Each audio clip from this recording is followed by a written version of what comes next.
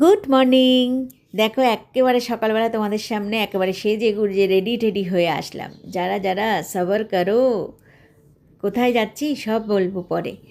রান্না টান্না পুরো কমপ্লিট, রাত্রের কিন্তু ডিনারটাও আমি সেরে রেখে যাচ্ছি রেডি করে, কারণ আসলে পরে দেরি হয়ে যাবে।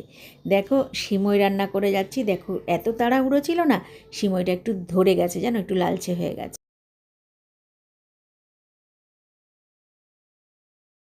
দিয়ে দেবো তেজপাতা, ঠিক আছে। তেজপাতাতে কোনো কৃপণতামি নেই, কোনো কৃপণতামি নেই। দেখো ভর ভর কে তেজপাতা। যখন গাছ ছিল না বাড়িতে তখন কিন্তু চিন্তা করে দিয়েছি একটা তেজপাতা, ওরে বাবারে দুটো তেজপাতা, এমন করে করে, ঠিক আছে। আর এখন তো সব জিনিসেরই দাম, তো ভাবলাম তেজপাতা গাছই গাছ লাগানোতে আর কোনো ছোট ছোট কলমের গাছ আমি বলবো বন্ধুরা, তোমাদের বাড়ির বাগানে যদি কোথাও একটু জায়গা থাকে এরকম তেজপাতা গাছ 2-3টে লাগিয়েই দাও। ও একটা সাইডে পড়েই থাকবে, ওটা কোনো চোখেই দেখা যাবে না, তো তোমাদের কিন্তু উপকারেই আসবে, ঠিক আছে। কি বলো বন্ধুরা, ঠিক বললাম তো? আমি কিন্তু 4-5টা গাছ লাগিয়ে নিয়েছি। বিশ্বাস করো, বাগানের কোনো একটা কোনায় পড়ে থাকে, যাদের বাড়িতে জায়গা আছে, আর না জায়গা থাকলেও একটা টপের মধ্যে করেই নেওয়া যায়। কলমের গাছগুলো কিন্তু ছোট অবস্থাতেই ভালোই হয়, জানো তো। তো চলো কথা আর না বলে বলি আসল বিষয়টা কি। কোথায় যাব আমি? যাব হচ্ছে আমাদের গুলমার বাড়িতে, জানো তো। এখন অলরেডি আমার সমস্ত রান্না হয়ে গেছে। আজকে শুক্রবার, জানো, আমি স্নান করে পুজো টুজো দিয়ে নিয়েছি।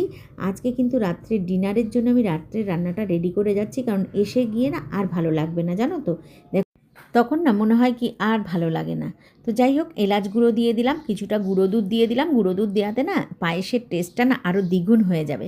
আমি কিন্তু সাধারণত এইভাবেই পায়েস করি, চালের পায়েস করলেও কিন্তু আমি এইভাবেই করি। আর কড়াইতে করলে না কি হয়, পুরোটাই আমি দেখতে পাচ্ছি, আর সামনে মানে খুব ভালো হয়, আমার সুবিধা হয় আর কি, জানো তো। হাঁড়িতেও করি, সসপ্যানেও করি। তো যাই হোক, আমি যাচ্ছি হচ্ছে গুলমার বাড়িতে। গুলমার বাড়িতে অনেক দিন ধরে পয় পরিষ্কারটা হয় না। তোমরা দেখেছো ওখানে কিন্তু লেবু হয়েছে অনেকগুলো। গাছগুলো এই ঝড় তুফানে কেমন আছে জানি না, কারণ অনেক দিন ধরে যাওয়া হয় না, প্রায় 1 সপ্তাহ হয়ে গেল।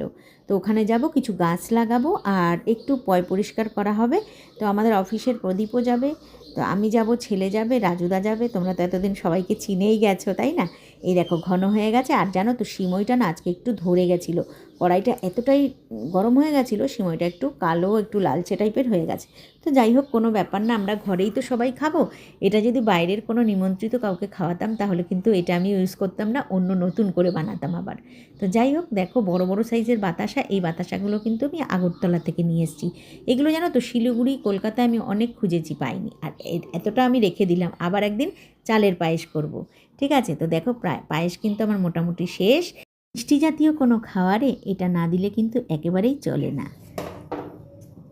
যার গুণ না গাইলে কিন্তু হয় না কোনো দিকে, সেটা হচ্ছে নুন। এটা না দিলে কিন্তু কোনো রকম পায়েসটা কিন্তু গুণই গাইবে না, ঠিক আছে। তো তার জন্য গুণ গাওয়ার জন্য দিয়ে দিলাম নুন। কিন্তু আমি কয়েকটা কিশমিশ দিয়ে দিলাম, ঠিক আছে।